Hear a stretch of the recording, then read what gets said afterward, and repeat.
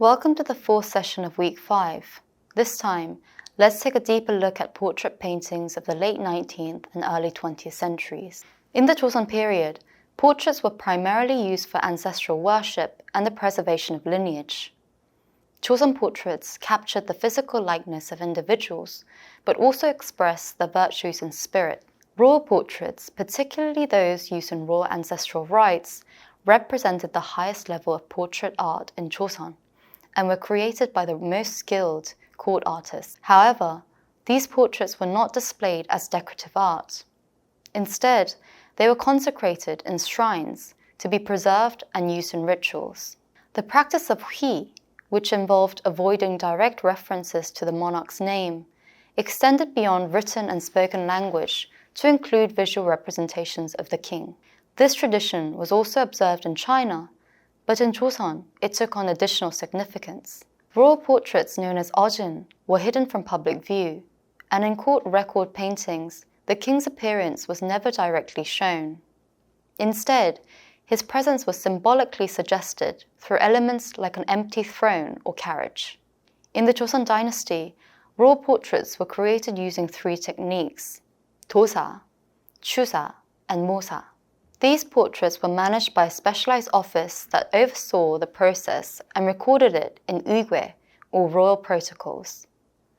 Selecting painters was crucial, with top artists from the 도화서 and additional specialists like gilders and decorators involved. The principal painter focused on the king's face, while assistant painters handled the body, and support painters mixed pigments. The portrait process included drafting on oil paper, transferring it to silk, and detail coloring with gold highlights. To be selected as a participant in the production of a royal portrait was considered to be the highest honor for a professional painter in the court. In addition to royal portraits, 공신 portraits, portraits of meritorious subjects, played a crucial political role in supporting the authority of the monarchy. However, these portraits were often vulnerable to changes in political power. 공신 portraits served as visual commendations for individuals who displayed exceptional loyalty and patriotism. The active production of these portraits during the early to mid-Joseon period reflects state efforts to use portraiture to strengthen loyalty to the king and promote certain political agendas. The fact that some 공신 portraits were created or destroyed following major political shifts underscores their importance in securing support for new regimes and their sensitivity to the changing political landscape in Joseon. Portraits were also produced privately outside the palace and government. By the late 17th century, portrait production surged with new practices, including the creation of portraits of revered figures for veneration. By the late 17th century, some scholars even commissioned their own portraits in traditional attire, reflecting their personal identity and scholarly achievements. This period also saw a rise in the creation of portraits of local officials as tokens of gratitude or evidence of their virtuous governance. Portrait production took a new turn after the opening of ports and the introduction of Western art and visual media. The long history of painting and enshrining royal portraits was preserved throughout King Gojong's reign, and official ojin was still treated as a physical extension of the king, up to the very end of the 19th century. In 1872, Gojong commissioned his first set of official portraits to celebrate the 10th anniversary of his reign. However, a pivotal change in the perception of royal portraits was slowly but surely taking place from the 1880s. King Gojong used portraits to both strengthen the legitimacy of the Yi monarchy in Korea and to represent Korea in international affairs during the late 19th century. His portraits in various forms, including photographs, sketches, and oil paintings from the 1880s to 1890s, reflect his efforts to engage with Western diplomatic practices. While these portraits were often created by foreign agents, limiting Gojong's direct influence, he still used these images to show Korea's readiness to participate in modern diplomacy and to build amiable relations with other nations.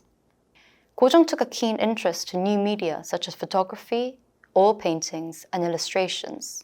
Gojong also appears to have been aware of contemporary methods for portraying foreign monarchs and officials. The 1881 Shinsa Yuramdan delegation collected portraits of Japanese officials and those of monarchs and aristocrats from the United Kingdom, France, Germany, Russia, and the US from Japan. These photographs would have helped Kojong understand how monarchs were depicted in modern portraits. However, Kojong generally allowed freedom in how foreign artists portrayed him in Western media. Scotswoman Isabella Bird Bishop was a frequent guest of Queen Min and had the opportunity to photograph King Kojong shortly after his return to the palace from the Russian legation in 1897. Despite being in mourning after the Queen's assassination, Kojong agreed to be photographed in his royal attire for a portrait to be sent to Queen Victoria. Although the original photographs are lost, Bishop's book, Korea and Her Neighbours, features an illustrated portrait of Kojong that is likely based on her photograph. This reflects the growing significance of Kojong's portraits as he sought to assert Korean sovereignty internationally. We'll take a closer look at photographic portraits of Kojong in the next week. In 1898, Hubert Voss painted a notable oil portrait of Kojong, which diverged significantly from traditional royal portraits in style and presentation.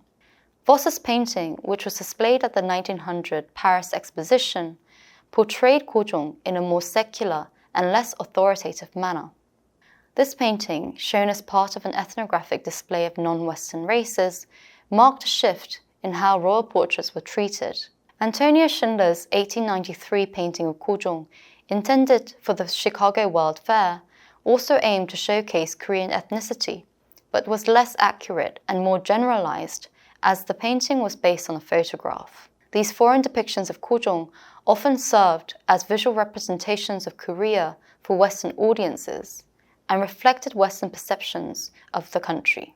Kojong's interest in Western customs of visual representation is evident from his surveys of modern Japanese and Western portraits and military uniforms. The Korean court's significant investment in Western uniforms for Kojong and Sunjong in 1899 underscores the importance placed on portraiture and international representation. After Kojong became an emperor, he also revisited traditional portraiture. In 1901, Kojong ordered a new set of official portraits, marking the second production of his Ajin during his reign, the first being in 1872. He was highly involved in this process, sitting for painters nearly 50 times between 1901 and 1902 to ensure the portraits accurately reflect his authority as Korea's first emperor. Although the original 1901-1902 portraits are lost, a replica by Chae Yong-shin remains, blending Western painting techniques with traditional Ajin features. This painting represents the 20th century shift from royal portraits being a sacred symbol of dynastic authority to a public and popular image of the state head. Self-portraits of the 20th century in Korea marked a significant departure from traditional portraiture, reflecting the nation's transition into modernity. Unlike earlier portraits, which were often commissioned by the state or aristocracy to emphasize social status and moral virtue, these self-portraits were more personal and introspective. Korean artists began to explore their identities, emotions, and the rapid changing world around them through these works.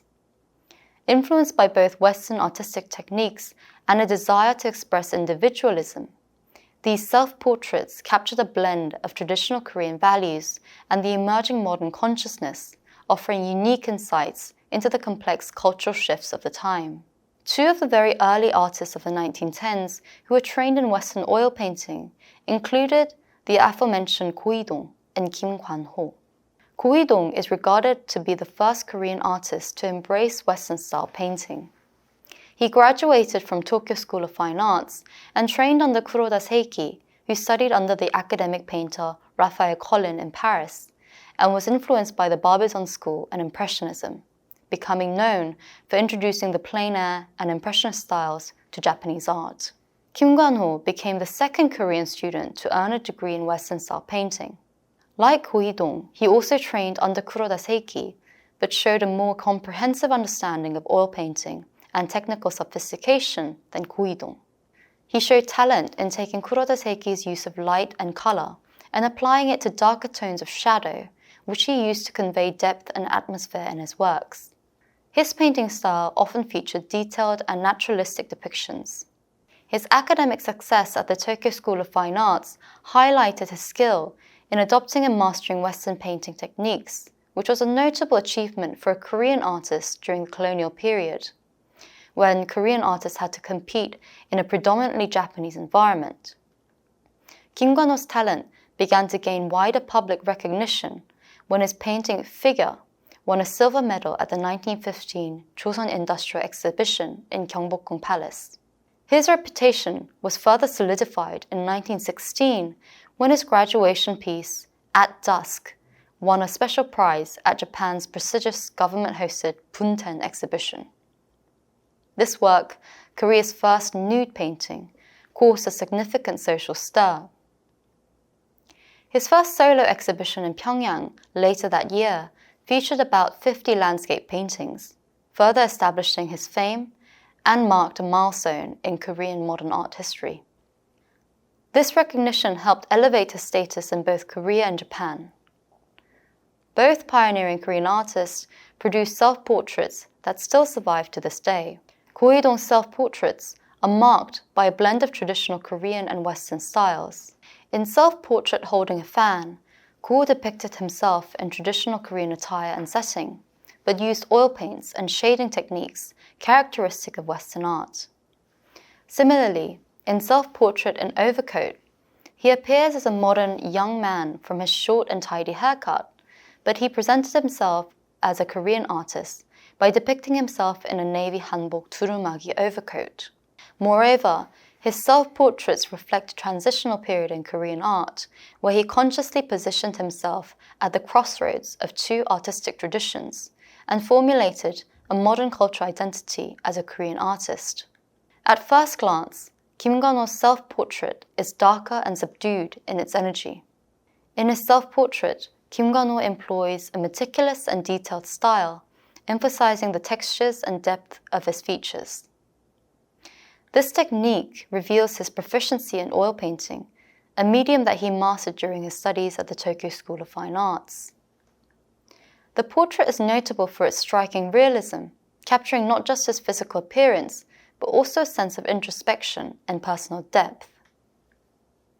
Expressed in minimal colors, Kim Kwon-ho's gaze is direct yet reserved, suggesting a sense of introspection and self-awareness. This demeanor reflects the artist's thoughtful approach to self-representation, emphasizing a deeper, more introspective side rather than overt emotions or grand gestures.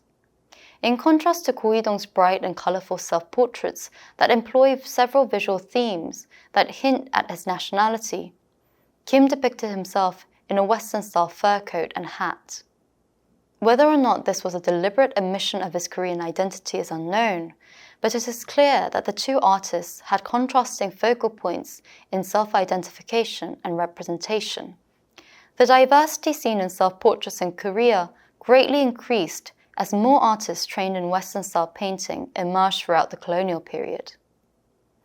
In this session, we've looked at various portrait paintings using both traditional and Western media at the turn of the 20th century. For the next session, let's talk more about the cultivation of Korean Western-style painters.